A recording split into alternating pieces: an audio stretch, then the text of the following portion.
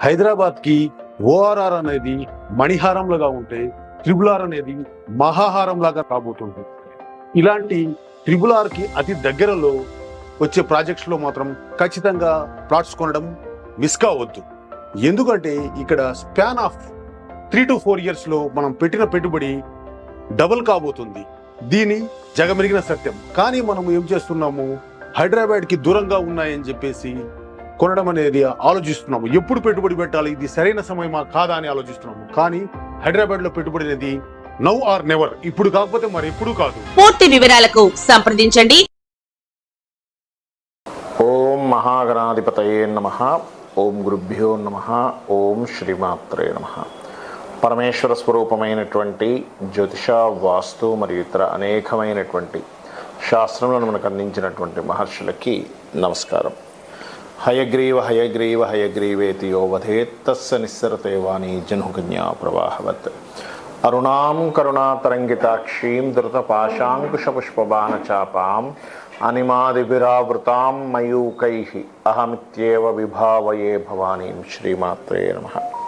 ప్రేక్షకులకి లలితాంబిక అమ్మవారి యొక్క అనుగ్రహం పరిపూర్ణంగా కలగాలని మనస్ఫూర్తిగా కోరుకుంటూ మనం ఈరోజు చెప్పుకోబోయేటువంటి టాపిక్ ఏమిటంటే, ఈ విశ్వాన్ని మొత్తం తన శక్తితో నడిపిస్తున్నటువంటి ఆ యొక్క అమ్మవారి నవరాత్రులు రాబోతున్నాయి. కాబట్టి మనకి ఈ నవరాత్రుల్లో చూడండి, చాలామంది అనేకమైనటువంటి బాధలు పడుతూ ఉన్నారు. ఉద్యోగం లేకనో, అనారోగ్యంతోనో, వివాహం అవ్వకనో, ఎంతో టాలెంట్ ఉండి కూడా పైకి రాలేకనో చూస్తూ ఉంటాం మనం. చాలామంది ఇళ్లలో ఎంతో టాలెంట్ ఉంటుంది, అంత టాలెంట్ ఉండి కూడా ఎందుకు పైకి రాలేకపోతున్నాడు ఆ వ్యక్తి, ఎందుకు ఎదగలేకపోతున్నాడు అని బాధేస్తూ ఉంటుంది. తల్లిదండ్రులకు కానీ, చూసే ఇంట్లో వాళ్ళకి కానీ, ఆ అబ్బాయికి అమ్మాయికి కావచ్చు.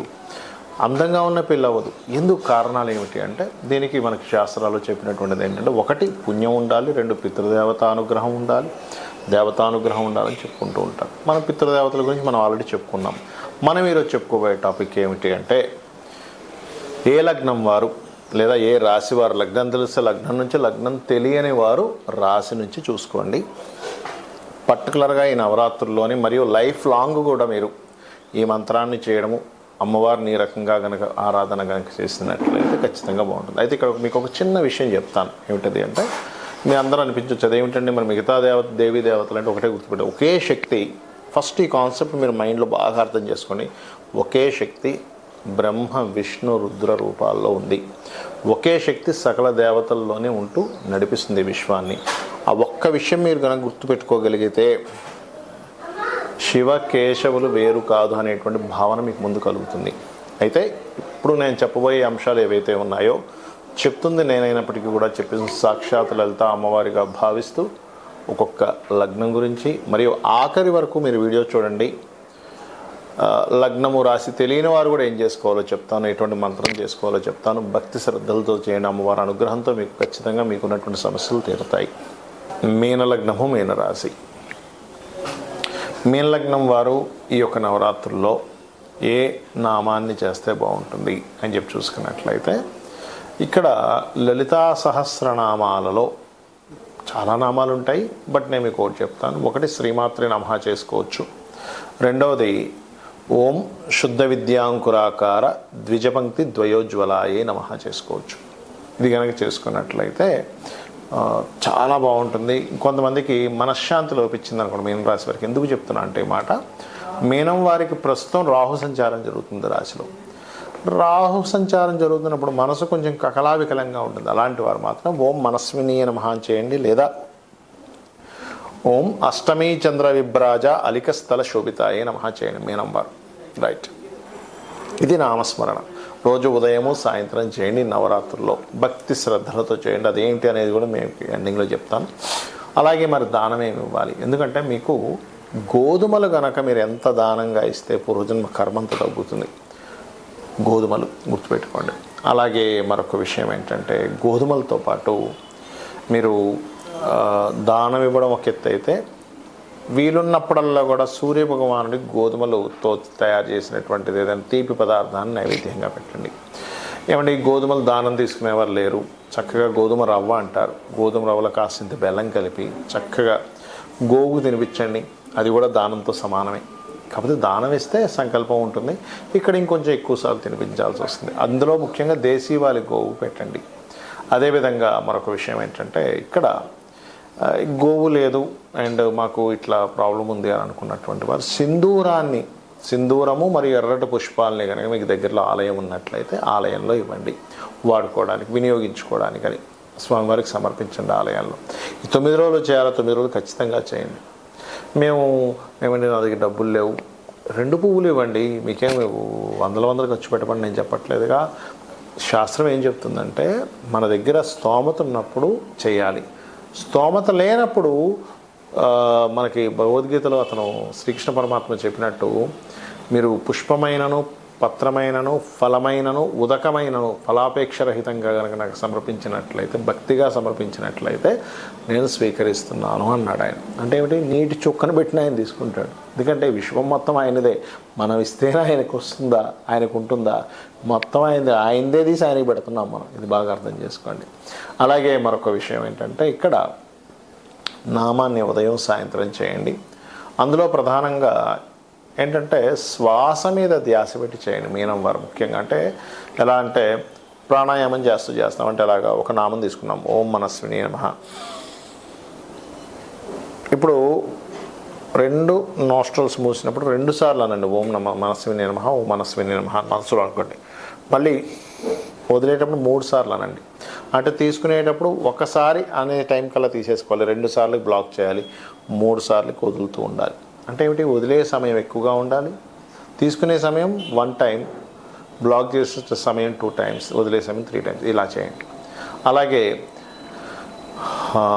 మరొక విషయం ఏంటంటే మరీ ఎక్కువ తీవ్రంగా భయాలు ఉన్నాయి అని అనుకునేటువంటి వారు దుర్గానామం కూడా చేసుకుంటే మీ పూర్వజన్మ కర్మ తొలగిపోవడము, అనవసరమైన భయాలు తొలగిపోవడం జరుగుతుంది. చాలామందికి ఏంటంటే లగ్నం కానీ రాశి కానీ నక్షత్రం కానీ ఏమీ తెలియదు. అలాంటి వాళ్ళు ఏం చేయాలి? బాగా అర్థం చేసుకోండి. ఫస్ట్ విధానం తెలుసుకోండి. అమావాస్య రోజు మధ్యాహ్నం పూట హవిస్సాన్నము అంటారు, లేదా నెయ్యి కలిపినటువంటి అన్నాన్ని భుజించమని చెప్పింది శాస్త్రం. రేపటి నుంచి నవరాత్రులు అనుకుంటే ముందు రోజు గుర్తుపెట్టుకోండి. అదేవిధంగా రాత్రిపూట పలహారం మాత్రమే తీసుకోవాలి, ఫుల్గా భోజనం చేయకూడదు. ఇది విధానం. నెక్స్ట్ డే నిద్ర లేచినప్పుడు ముందే అమావాస్య రోజు అన్ని సామాగ్రి తెచ్చుకోవాలి. ఏమేమైతే మనం పూజ చేయడానికి కావాలో అవన్నీ సామాగ్రి తెచ్చుకోవాలి. తర్వాత రోజు ఏంటంటే చక్కగా మీరు అంటే పువ్వులు ఇలాంటివి ఏ రోజుకి ఆ రోజు కొనుక్కోవచ్చు. చక్కగా మీరు అలంకరణ చేసుకొని మీ యొక్క పూజా మందిరంలో వేప మండలు, అదేవిధంగా అరటి ఆకులతో కూడా కొంతమంది అలంకరణ చేసుకుంటారు. బట్ ఇక్కడ ఏంటంటే మామిడి ఆకులు వేప మండలతో అలంకరణ చేసుకోవచ్చు, పుష్పాలతో కూడా అలంకరణ చేసుకోవచ్చు. మీ యొక్క మందిరాన్ని చక్కగా పీట వేసి కలశం పెడతారు. ఆ కలశం ఒకటి గుర్తుపెట్టుకోండి, కలశము పెట్టే ఆనవాయితీ మీకుంది లేదు అని కాదు, మీరు పెట్టాలనుకుంటే పెట్టండి, అందులో ఎటువంటి డౌట్ లేదు. ఎందుకంటే కలశం పెడితే మరింత అద్భుతం. కాకపోతే కలశం పెట్టినప్పుడు మీకు ఎటువంటి ఆటంకాలు వచ్చినా ఎక్కడా కూడా దాన్ని తీయకూడదు, గుర్తుపెట్టుకోండి. కంటిన్యూ చేయాలి, దాన్ని పురోహితుని పిలిపించైనా కంటిన్యూ చేయాలి. ఆ రకంగా కలశం పెట్టుకోండి. అదేవిధంగా కలశాన్ని దానం చేయాలని చెప్తుంది శాస్త్రం. 9 రోజుల తర్వాత ఆ కలశం మనమే అట్టు పెట్టుకోకూడదు, గుర్తుపెట్టుకోండి. అలాగే అందులో వేసేటువంటి వాటర్ గంగా యమున తీర్థ అయితే వేసుకోవచ్చు. అదేవిధంగా మన దగ్గర మామూలు నీళ్ళు ఉన్నాయి, గంగే యమునేచ అనుకుంటూ కూడా నీరు వేస్తే మంచిది. అందులోని మీరు కొంతమంది నవరత్నాలు వేస్తారు, కొంతమంది బంగారం ఉంగరాలు అవి వేసుకుంటారు, కాబట్టి అవి తీసేసేసుకోవచ్చు, అవి ఇవ్వాల్సిన అవసరం ఏం లేదు. 5 రకాల పత్రాలు కూడా వేయమని చెప్పారు. కొబ్బరికాయ పెట్టి కలశం పెట్టి దాని తర్వాత ఏదైతే వస్త్రం ఉంటుందో వస్త్రం మీద బియ్యం అది వేసి అమ్మవారి పటం కానీ విగ్రహం కానీ పెట్టడం, దానికి రోజు చీర మార్చుతూ ఉంటారు, రోజు మార్చాలి. అదేవిధంగా శ్రీచక్రం ఉంటే ఇంకా మరింత మంచిది. అలాగే మరొక విషయం ఏంటంటే ఇక్కడ గమనించండి, ఈ యొక్క నామాల్లో ముఖ్యంగా అంటే చూడండి, మనం ఇప్పటివరకు మీ లగ్నం ఏంటి, మీ రాశి ఏంటి, దాన్ని బట్టి నామం చేసుకోమని చెప్పాం. కానీ ఈ యొక్క అమ్మవారికి ఈ ఏవైతే మనం ఇప్పటివరకు అమర్చుకున్నామో అదేవిధంగా ధ్వజం కూడా పెట్టుకోమని చెప్పింది శాస్త్రం. పెట్టుకున్న తర్వాత మీరు మొత్తం లలిత సహస్రనామాలు చేసుకోవచ్చు. అదేవిధంగా మీరు లక్ష్మీ అష్టోత్తరం చేసుకోవచ్చు, దేవి కటకమాల ఉదయం అంటే చదవచ్చు, చండీ పారాయణం చేయొచ్చు, దుర్గా అష్టోత్తరం చదువుకోవచ్చు, ఏమైనా చేసుకోవచ్చు, గుర్తుపెట్టుకోండి. కాకపోతే భక్తి ప్రధానం ఇక్కడ. అంటే ఏమిటి? ఏదో చేయాలి, అబ్బా ఇంట్లో వాళ్ళు పోరుపడలేకపోతున్నానో, చేయకపోతే ఏదో నాకు ప్రమాదం జరుగుతుందేమో అని భయంతోనో చేయకండి, భక్తితో చేయండి. ఒక చిన్నపిల్లవాడు ఉన్నాడు, మీకు ఒక అబ్బాయి అమ్మాయి ఉంది, ప్రేమతో చేస్తాం అబ్బాయికి అమ్మాయికి. ఏంటి నా పిల్లవాడు, వీడికి పొద్దునే టిఫిన్ తినిపించాలి, స్నానం చేయించాలి, మంచి మంచి బట్టలు వేయాలి, కొత్త డ్రెస్ కనిపిస్తే మా పిల్లాడికి బాగుంటుంది. ఎట్లా చేస్తాం? అలా భగవంతుడికి చేయండి. అలా చేస్తూ మరొక విషయం ఏంటంటే, ఇక్కడ పలానా ప్రాబ్లం బట్టి కూడా నామం చేసుకోవచ్చు. అంటే అలాగా రక్షణ కావాలనుకుంటున్నాం, శ్రీమాత్రే నమః. ఏమి దిక్కుతోచట్లేదు, శ్రీమాత్రే నమః చేసుకోవచ్చు. లేదు ఏదో ఫియర్ ఉంది, నాకు ధైర్యం పెరగాలి, ఓం కనకాంగద కేయూరు కమనీయ భుజాన్వితాయ నమః. పిల్లలు చదవట్లేదు, ఒక మంత్రం చేసుకోవాలనుకుంటున్నారు మేము. ఓం శుద్ధ విద్యాంకురాకార ద్విచపంక్తి ద్వయోజ్వలాయ నమః. ఉద్యోగం రావాలి, ఓం శ్రీమాత శ్రీ మహారాజ్ఞి శ్రీమత్ సింహాసనేశ్వరి నమః చేసుకోవచ్చు. లేదా ఓం మాణిక్య మకుటాకార జానుద్వై విరాజితాయ నమః చేయవచ్చు. కాకపోతే గంట సేపు చేయండి అన్నమాట విని. అదేవిధంగా మనసు బాలేదు, ఓం మనస్విని నమః. లేదు పనులు సగంలో ఉండి ఆగిపోతున్నాయి, ఓం అష్టమీ చంద్ర విభ్రాజ అలికస్థల శోభితాయే నమః. లేదంటే హెల్త్ ఇష్యూస్ బాగా ఉన్నాయి, అలాంటి వారు చేయవలసింది ఏంటంటే ఓం సర్వవ్యాధి ప్రశమని సర్వమృత్యు నివారిణి అగ్రగణ్య అచింత్య రూపా కలికల్మషనాశినే నమః. అదేవిధంగా వివాహం అవ్వట్లేదు, ఓం కామేశబద్ధ మాంగళ్య సూత్ర శోభిత కందరాయే నమః. వివాహం అయిందండి కానీ మా ఇద్దరి మధ్య సఖ్యత లేదు, ఓం శివకామేశ్వరంకస్తా శివా స్వాధీన వల్లభాయే నమః చేసుకోండి. ఇలా ఒక్క నామం కదా, మనం లలిత సహస్రనామాల్లో ప్రతి నామానికి అర్థాన్ని దానివల్ల వచ్చేటువంటి ఫలితాలు మనం చెప్పాం.